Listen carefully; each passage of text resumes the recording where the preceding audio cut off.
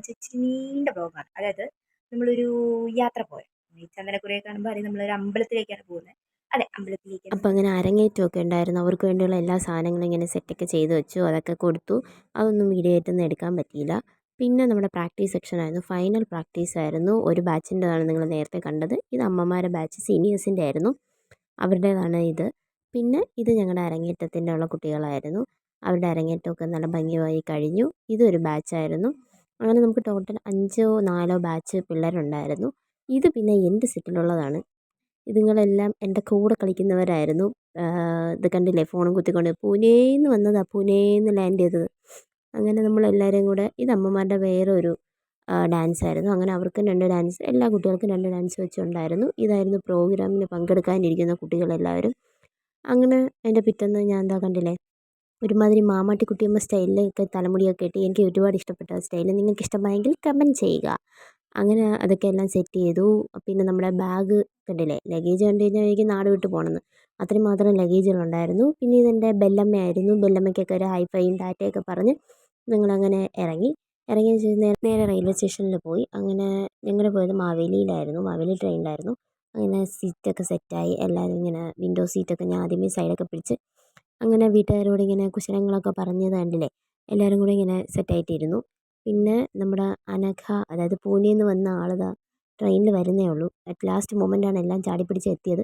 അങ്ങനെ അവളുടെ എൻട്രിയും ഞാനിങ്ങനെ ഒരു ഫോക്കസ് ചെയ്തെടുത്തായിരുന്നു. അങ്ങനെ ട്രെയിൻ അനങ്ങി തുടങ്ങി.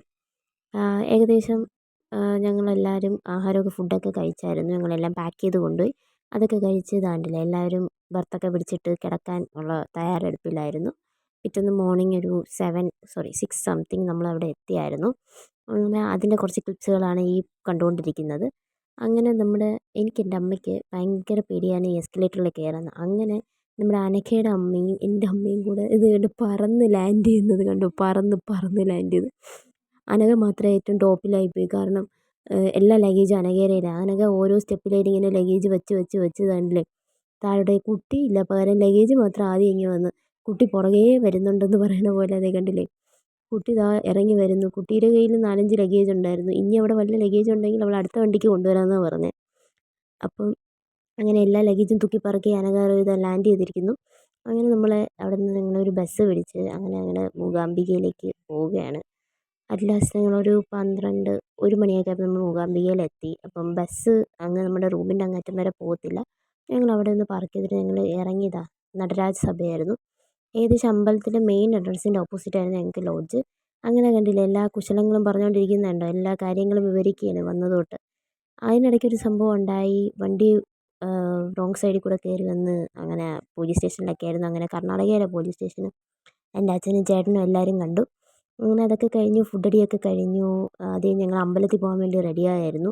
ജസ്റ്റ് റൂമിൻ്റെ ഒരു ടൂറ് പോലെ ഞാൻ ചെയ്തായിരുന്നു. അവിടെ ഭയങ്കര ചൂടാണ്. നമ്മുടെ നാട്ടിലെ പോലെ മഴയൊന്നും അവിടെ ഇല്ല. അപ്പോൾ അതുകൊണ്ട് AC ആണ് ഞങ്ങളെടുത്തത്. ഭയങ്കര ചൂടായതുകൊണ്ട് അങ്ങനെ ഞങ്ങളിതാ അമ്പലത്തിലേക്ക് ഇറങ്ങി. എല്ലാം സെറ്റപ്പായി. ഈ പാലം കടന്ന് നേരെ കാണുന്നതാണ് അമ്പലം. അപ്പം ഞങ്ങൾക്ക് അങ്ങനെയായിരുന്നു ലോഡ്ജ് കിട്ടിയത്. അപ്പം അതുകൊണ്ട് അമ്പലത്തിൻ്റെ നേരെ ഓപ്പോസിറ്റായിരുന്നു. അങ്ങനെ ഞങ്ങളിതാ, ഈ പാലമൊക്കെ പണ്ട് തൊട്ടുള്ള പാലങ്ങളാണ്. എത്രയോ വർഷങ്ങൾക്ക് മുമ്പേ ഉള്ള പാലങ്ങളായിരുന്നു. അതിപ്പോഴും അതുപോലെ തന്നെയുണ്ട്. ഞങ്ങൾ പിന്നെ അമ്പലത്തിന് കയറുന്നതിന് മുമ്പേ നേരെ ഓപ്പോസിറ്റ് ഒരു ഗണപതി ക്ഷേത്രമൊക്കെ ഉണ്ടായിരുന്നു. അപ്പോൾ കുറേ വിഘ്നങ്ങളൊക്കെ പറഞ്ഞ് അവിടുത്തെ തേങ്ങയൊക്കെ അടിച്ച് അങ്ങനെ അവിടുത്തെ ഇതൊക്കെ ഇട്ട്, പിന്നെ ഞാനും അമ്മയും കുറച്ച് പൂവും പിന്നെ തട്ടവും മേടിച്ച്, ഞങ്ങൾ അമ്പലത്തിലൊക്കെ വയ്ക്കാൻ വേണ്ടിയുള്ള തട്ടമൊക്കെ മേടിച്ച് അമ്മയൊക്കെ കണ്ട് തൊഴുതു ഇറങ്ങി. അങ്ങനെ ഞങ്ങൾ കുറച്ച് റീൽസും കാര്യങ്ങളൊക്കെ അവിടെ നിന്ന് എടുക്കാൻ വേണ്ടി കണ്ടില്ലേ, അനഘ ചിരിച്ചുകൊണ്ടിരിക്കുന്നുണ്ടോ. അങ്ങനെ ക്യാമറമാൻ ഷീന റോയോടൊപ്പം നമ്മൾ കുറേ റീൽസൊക്കെ എടുത്തു. അങ്ങനെ എല്ലാം കഴിഞ്ഞ് വളരെ പെട്ടെന്ന് എൻ്റെ ചേച്ചി ഭയങ്കര ബിസിയായിരുന്നു, റീൽസ് തപ്പുകയായിരുന്നു. അങ്ങനെ കുറേ അവർ കപ്പിൾസ് ഫോട്ടോ ഒക്കെ എടുത്തു. കപ്പിൾസ് ഫോട്ടോ ഒക്കെ എടുക്കുന്ന സമയം കൊണ്ട് ഞാൻ എൻ്റെ വ്ളോഗുകൾ കംപ്ലീറ്റ് ചെയ്യാൻ ശ്രമിച്ചു. അങ്ങനെ അതായിരുന്നു സരസ്വതി മണ്ഡപം. പിറ്റേന്ന് കണ്ടില്ലേ, എല്ലാവരും ഉണ്ടാവും. മേക്കപ്പ് ഏകദേശം ഹാഫ് കഴിഞ്ഞതൊക്കെ ഉള്ളൂ. തലയൊക്കെ കെട്ടി പലരും മേക്കപ്പിൻ്റെ ഫസ്റ്റ് സ്റ്റെപ്പൊക്കെ കഴിഞ്ഞു. ജയമാഷായിരുന്നു മേക്കപ്പ്.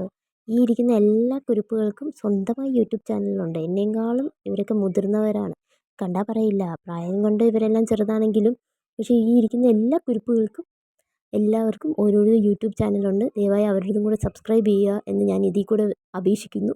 അപ്പം എല്ലാം സെറ്റായി. നമ്മൾ മേക്കപ്പൊക്കെ കറക്റ്റ് ടൈമിൽ കംപ്ലീറ്റായി. ഇത് ഹാഫേ ആയുള്ളൂ. ഇനി ലിപ്സ്റ്റിക്കും ബാക്കി ഡ്രസ്സും കാര്യങ്ങളൊക്കെ ചെയ്യാൻ ഇനിയും ഉണ്ടായിരുന്നു. ഫുൾ കഴിഞ്ഞ് കണ്ടില്ലേ, ചൊറിഞ്ഞ് നിൽക്കണേണ്ട. അങ്ങനെ ചൊറിഞ്ഞ് എൻ്റെ കൂടെ കളിക്കുന്ന ആദർശിനി മാഡത്തിനെയും കൂടെ ഞാനിങ്ങനെ കൂപ്പിട്ട് വിളിച്ചു. അങ്ങനെ ഞങ്ങളൊരു വീഡിയോ ഒക്കെ എടുത്തു. ഡാൻസിൻ്റെ വീഡിയോ ഒക്കെ ഞാൻ ലാസ്റ്റ് ഇതിൽ കൂടെ അറ്റാച്ച് ചെയ്യുന്നതായിരിക്കും. ഞങ്ങൾ മഹാലക്ഷ്മി ലോഡ്ജ് ഹോട്ടലിൽ നിന്നാണ് ഞങ്ങൾ ഭക്ഷണമൊക്കെ ഡെയിലി കഴിക്കുന്നത്. അതിനിടയ്ക്കാണ് ഞങ്ങളിവിടെ ഒരു ഫിലിം ഷൂട്ടിംഗ് നടക്കുകയായിരുന്നു. നമ്മൾ സുരാജ് വെഞ്ഞാറമൂട് ഉണ്ടായിരുന്നു, പിന്നെ വേറെ ആരൊക്കെ ഉണ്ടായിരുന്നു. അതൊക്കെ ജസ്റ്റ് ചെറുതായിട്ടൊക്കെ കണ്ടു, സമയം കിട്ടിയില്ല. എങ്കിലും അവിടെ ഇങ്ങനെ നടന്ന് പൈസ പിരിക്കുന്നതാണ്. ഇത് കണ്ടോ, സ്വന്തമായി ചാട്ടവാരി ദേഹത്ത് അടിച്ച് പൈസ പിരിക്കുന്ന, അങ്ങനെ അതും ഒരു ആചാരം എന്താണോ എന്തോ ദൈവമേ. അങ്ങനെ ഞങ്ങളൊരു മൂക്കുത്തി വാങ്ങിക്കുന്ന നേരത്ത് ഇങ്ങനെ പശു ഇങ്ങനെ വന്നിട്ട് ഇങ്ങനെ മൂക്കുത്തി വേണം ചേച്ചി, മൂക്കുത്തി വേണം ചേച്ചി എന്നൊക്കെ ഇങ്ങനെ ചോദിച്ചുകൊണ്ടിരിക്കുന്നുണ്ട്. പിന്നെ ഞങ്ങൾ ജസ്റ്റ് ഒന്ന് റീലെടുക്കാൻ വേണ്ടി സൗവർണിക വരെ പോയി. തലയ്ക്ക് ഭ്രാന്താണെന്ന് വിചാരിക്കരുത്. നമുക്ക് റീൽസ് ആണല്ലോ മുഖ്യം. അതുകൊണ്ട് നമ്മൾ എന്ത് ചെയ്യുന്ന, റീൽസ് എടുക്കാൻ വേണ്ടി ഓട്ടോയിൽ ഞങ്ങൾ സൗവർണികയിൽ പോയി. കാരണം കുറച്ച് ദൂരം നടക്കാനുണ്ടായിരുന്നു. തിരിച്ച് നടരാജസഭയായിരുന്നു. അത് ഞാൻ പുറകെ കാണിച്ചു തരാം. അങ്ങനെ നമ്മളിങ്ങനെ ഓട്ടോയിൽ ഇങ്ങനെ ആ കാടും മേടും ഒക്കെ താണ്ടി നമ്മളങ്ങനെ സൗവർണികയിലേക്ക് യാത്ര തുടരുകയാണ് ഗൈസ്. അപ്പം അതിൻ്റെ ഓപ്പോസിറ്റ് തന്നെ കോളേജും സ്കൂൾസും ഒക്കെ ഉണ്ട്, ഹോസ്റ്റൽ വരെ ഉണ്ട്. അപ്പോൾ എല്ലാ കാര്യങ്ങളും അവിടെ തന്നെ, ഫെസിലിറ്റീസ് ഫുൾ അവിടെ തന്നെ ഉണ്ടായിരുന്നു. പിന്നെ ഞങ്ങൾ ഈ ഓട്ടോയിലേക്ക് പോകുന്ന വഴി എല്ലാം എത്തിയപ്പോൾ അവിടെ കുറേ എൻ്റെ കൂട്ടുകാരന്മാരെ കണ്ടു. വേറെ ആരുമല്ല, കുരങ്ങന്മാർ. അപ്പം അവർ കണ്ടോ, ഫാമിലി ആയിട്ടാണ് ഇരിക്കുന്നത്. ഭാര്യയും ഭർത്താവും പിള്ളേരും എല്ലാവരും ഉണ്ട്, അച്ഛനും അമ്മയും എല്ലാ മക്കളും എല്ലാവരും ഉണ്ട്. എല്ലാവരും ഇന്ന് സ്വയമേ ഈ ദേഹത്തുള്ള ഈ മറ്റേ ചെള്ള് അല്ലെങ്കിൽ പെയിന് മറ്റു സാധനങ്ങളൊക്കെ ഇങ്ങനെ നുള്ളി എടുത്തുകൊണ്ട് ഇങ്ങനെ ഇരിക്കുകയാണ്. ഞങ്ങൾ അവിടെ വന്ന് റീൽസ് എടുക്കാൻ തുടങ്ങുമ്പോഴത്തേക്കും എന്താ കണ്ടില്ലേ, ചടപടി മഴ പെയ്യാൻ തുടങ്ങി. അമ്മ എന്നാ മഴയായിരുന്നെന്നറിയാം, ഒതുങ്ങാൻ പോലും സ്ഥലം കിട്ടിയില്ല. റീൽസൊക്കെ കഴിഞ്ഞ് ഹോട്ടലിൽ പോയി ഒരു ജ്യൂസൊക്കെ കുടിച്ച് ഐസ്ക്രീം കണ്ടില്ലേ, അതിൽ നിങ്ങൾക്ക് ഏതാ ഇഷ്ടപ്പെട്ടതെന്ന് പറയണം കേട്ടോ. ഒരുപാട് ഐസ്ക്രീംസ് ഉണ്ടായിരുന്നു.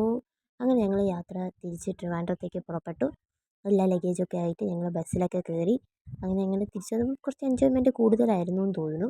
അപ്പം കുറച്ച് സ്പീക്കറിലൊക്കെ വെച്ച് പാട്ടൊക്കെ കേട്ടൊക്കെയാണ് വന്നത്. അമ്പലത്തിൻ്റെ നട നമ്മൾ ക്രോസ് ചെയ്താണ് ഇങ്ങനെ ബസ്സിലേക്ക് തിരിച്ചു പോകുന്നത്. അങ്ങനെ അമ്മയെ നല്ലവണ്ണം തൊഴാൻ സാധിച്ചു. എല്ലാ കൊല്ലത്തെയും പോലെ ഇക്കൊല്ലവും പോകാൻ സാധിച്ചു. അരങ്ങേറ്റവും പ്രോഗ്രാമും ഒക്കെ ഭംഗിയായി നടന്നു. അതിന് ദൈവത്തിനോട് ഒരുപാട് നന്ദി. അപ്പം അത് കഴിഞ്ഞതിന് ശേഷം എൻ്റെ കുറച്ച് കുറുമ്പുകളാണ്. എനിക്ക് ഈ ആനിമൽസിനൊക്കെ ഭയങ്കര ഇഷ്ടമുള്ള കാര്യം. അവിടെ ചെന്നപ്പോൾ ലോഡ്ജിൻ്റെ അടുത്ത് ഉണ്ട് ഒരു പോമറേനിയൻ പട്ടിക്കുട്ടി. അച്ചടോ പാവമായിരുന്നു. ഇത് എൻ്റെ ഒരു കലാവിരുന്നാണ്, വേറെ ഒന്നുമല്ല. ഞങ്ങൾ ഈ ബസ്സിൽ കയറുമ്പം ബസ്സിൽ പൈസ പിരിക്കലുണ്ടല്ലോ, അതാണ് ഈ നടക്കുന്നത്. എൻ്റെ ഒരു വീക്ക്നെസ് ആയിരുന്നു. എവിടെ ചെന്നാലും ഞാൻ അതങ്ങനെയായിരുന്നു. ഞങ്ങൾ 4 മണിക്ക് റെയിൽവേ എത്തിയപ്പോഴാണ് അറിയുന്നത് പ്ലാറ്റ്ഫോമിൻ്റെ മേൽക്കൂരയൊക്കെ പൊളിച്ചിട്ടേക്കണം. പിന്നെ ഏകദേശം 1 മണിക്കൂറോളം നമ്മൾ ആ പ്ലാറ്റ്ഫോമിൽ നിന്നു. അങ്ങനെ ബൈ മാംഗ്ലൂർ എന്ന് പറഞ്ഞ് ഞങ്ങൾ ട്രെയിന് പുറപ്പെട്ടു. ഞങ്ങൾ ട്രിവാൻഡ്രത്ത് 6:55 ആയപ്പോൾ ഞങ്ങൾ ട്രിവാൻഡ്രത്തെത്തി. അപ്പം ഇത്രയൊക്കെയാണ് എൻ്റെ വീഡിയോ. അടുത്ത വീഡിയോ കാണുന്നത് വരെ ബൈ.